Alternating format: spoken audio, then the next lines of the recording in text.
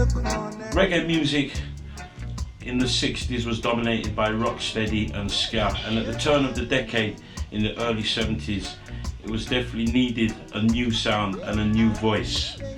That new voice was to come out of a place called Fletcher's Land in Kingston, Jamaica, and it was the voice that we affectionately known as today as the Cool Ruler, but of course it's Gregory Isaacs, and it's with great pleasure that we're here speaking to the great man himself, Gregory Isaacs. Gregory, welcome. Bless, man, bless. Gregory, those young days in Fletcher's Land, what can you remember growing up as a youth? From early childhood, listening to music. Yeah, man, like Slim Smith, Wheelers, John Wall, Halton, Babandia, Melodians, you understand? The Rivals, do the song like we're on.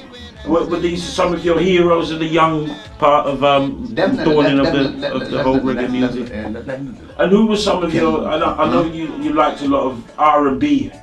Really, yeah, well, who were some of the people? Sam was one of my favorite. To be frank, you know.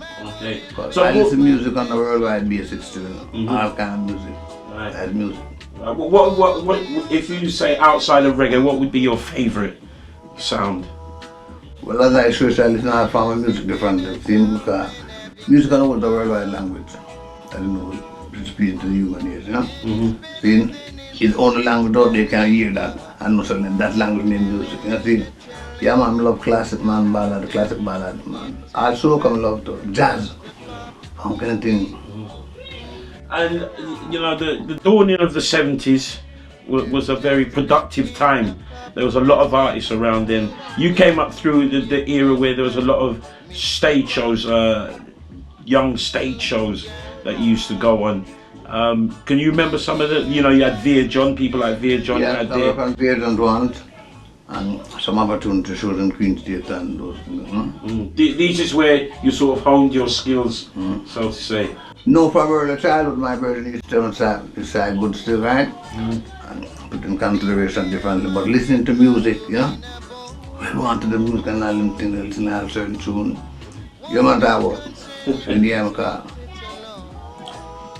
Some beat that soon come out of studio and listen to the bad man, God Almighty, man. You know, you notice as well that we've got the legendary Bob Andy. Yeah, this man got a lot of things to do. Oh, most definitely. I mean, his history is just as heavy as yours. Yeah. You know, so Byron Lee, it's rumoured that Byron Lee was the first one to sort of introduce you to the business. Is that correct? Introduce me? Yeah. Was he the first one to take you in the studio? No, man, he named Winston Sinclair get up some money, different, save some money, and produce a song of Blank Cliff, you know? Called Another Artio. Called? Another Artio. Another. Yeah, staying on card, business. Those land was easy to really get into the music industry that easy, you know. I have some powerful artists over there. You have to pump very good. Yeah. You're right, man, totally right. No, you have some dangerous artists, man. Intimidating, man. Your man is come to do all music to sing, and for that, a musician. So, did you have an audition? Because a lot of artists, you know, from Studio One and Duke Reed, they had to actually audition. You'd have never auditioned for none of them from the scene. You just went straight from the Veer John shows. And build the scene, yeah, and create a label. Right. But you. I produced a song in them. It was a cover version in front of the scene and foreign tune. But there I was sing there, Move Star, but there was Dunkley. Yes. Okay. You sing that too? No, me produce it, yeah, sing it. Alright. Produce them thing there. One of the things I noticed, Gregory is one of the few men who don't come up show in the established record labels and get as big as him get. Yeah. You understand? He was always like an independent coming show, Yeah. So, I mean, your early career wasn't as prolific as it is now. It wasn't until probably you set up your own African museum label that you really... African museum very early, understand? Early 70s. Yes, understand, from step by step. You and alongside Errol Dunkley? Yeah, I don't let a name named Silver, you know? Yeah. He's the one who introduced me to the business to the yeah, man, sing where you can sing with it. Yeah. There's a different voice, a different tone as well, a new sound. And I think it's safe to say that tune, My Only Lover, was probably your first big hit tune.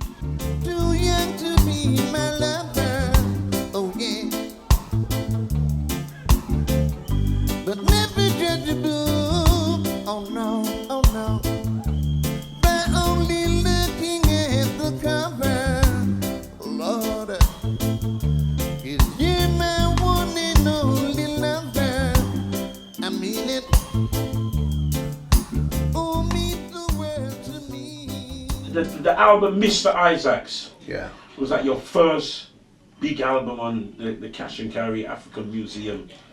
Yeah, Mr. Isaac, yeah, that was produced by me and Ozzy Birch, you know?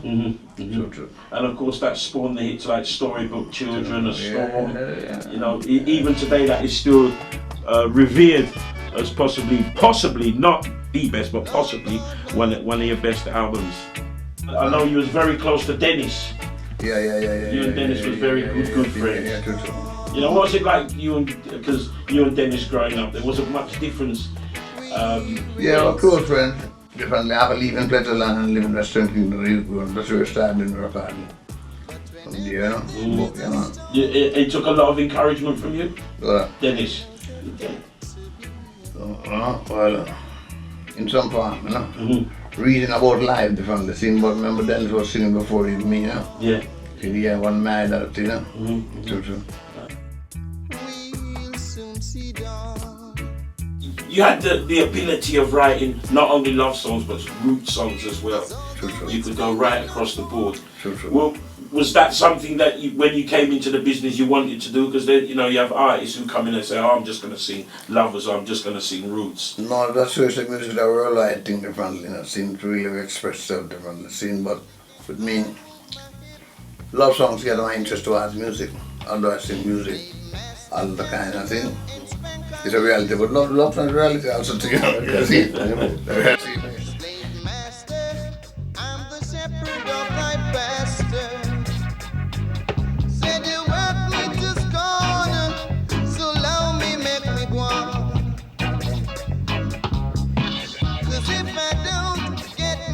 It was estimated that you'd done somewhere in the region of about 500 albums.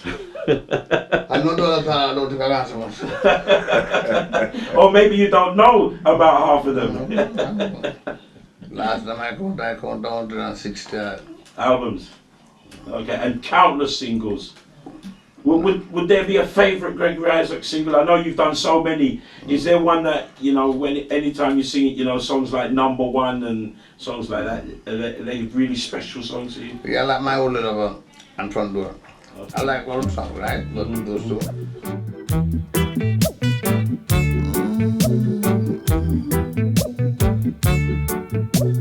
Of course, that part there before probably the Gussie era, we can go back and to when you had the Universal Tribulation album and Soon Forward, which actually got you the deal with Virgin Records. Yeah. One of the first artists to actually be signed to a major company at that time. I signed the person, but we had a 12 signed. What was that like? You know, when you actually realised, because that is kind of a foot into getting you out into a broader market. Well, I just see it on the next level differently, yes, Sam? You saw it on another level. On another level differently, just like going in deal with a smaller company, you deal with a bigger company. So. I mean, you know, we sort of think about Universal Tribulation. There are some very powerful songs on that album, you know, and More Gregory as well.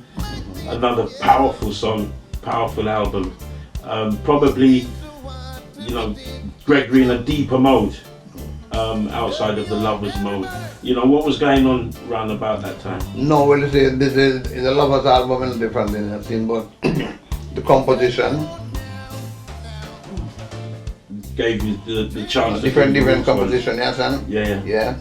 Some protest, some love songs and things. Yeah. Are you a bit disappointed that union with Virgin couldn't have gone on for a bit longer? No, not really a disappointed difference. What is to be has to be. You got a very broad outlook on life, you know. I mean, I've spoken to you on numerous occasions, and you always say what is to be must be. Is that sort of the way that you live your life? Yeah, like when I said, boy, I both sing with you and join with you and can't crash with you.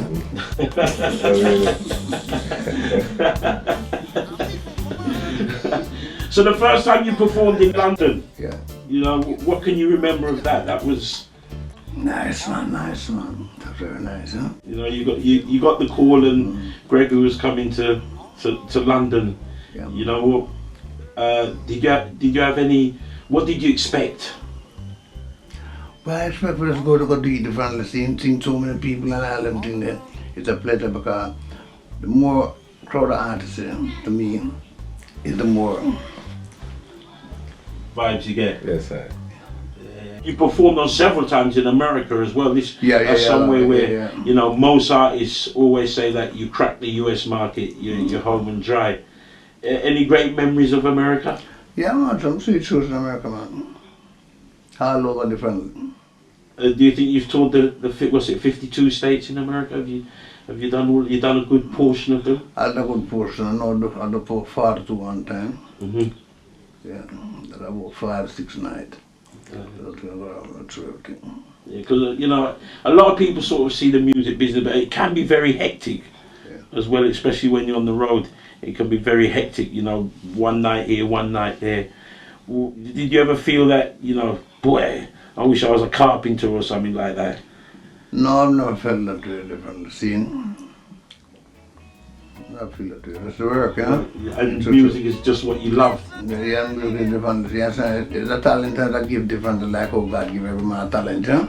Someone to make shoes, someone did all a broadcast man, someone that gun man, someone whatever get a talent, you know. You get talent to sing. And you know, we head off up into the year 2000 now, and we've had an album called The Brand New Me. You know, which is that your latest album? Yeah, the latest album, yeah. The last two albums I did different nominated for the Grammy, you know. Brand New Me and the one before that. Right. Confidential. Yes. The title Brand New Me. You know, was there anything? Why was it called A Brand New Me? Well, to be frank, you know, what's the name there? Oh, okay. I was thinking maybe because you'd been off the scene for a little while, you just thought, yeah, this is the coming of Gregory again, so I'm going to say. Same that, Well, I mean, you know, to people who sort of know you and people are close to you, it's the same Gregory, but to your fans, you know, they hear an album called A Brand New Me, and they say to themselves, oh, all right, well, Gregory's back now, and you know, moving on. That album, it sounded to me like that album gave you a lot of pleasure working on that album. Yeah, I spent time on it, yeah. Where was it recorded? In 3PRs, Poor People Recording Studio. Which is, what, here in the UK? No, Poor People Recording Studio and Radio Studio, yeah? Oh, Radio's Rock. That's not your studio, is it? Well, I'll tell you what, it sounds pretty good for an album that was recorded in a poor people's studio. PRS. Well, I mean, that's the first time I'm even hearing about that studio, Gregory. Yeah. But you don't really look at the exact album, CD them to get them. Yeah, but I didn't think that, you know, I didn't think that was your studio, because I just associate with, if you got a studio, it must be called African Museum, because everyone just associates with a label, yeah? Yeah, but we just associate the whole thing with the African Museum, you know. So you're thinking that. Poor People's Studio. Next time I'm in Red Hills Road, I must go up there and take a look. You're happy with your lot? You're happy with? Yes, you have to be happy, yeah. All right. So a party message for your fans, Gregory, which are many. Well, first of all, I'd like to say thanks to you and all the staff, and I'd like all my fans to live with love, because only love can conquer war. Now that my love is over. In conversation with Gregory Isaacs, of course, and it's safe to say that Gregory will go down in reggae history as one of the greats, the all-time legends. Daddy Ernie for Daddy Ernie TV. Respect.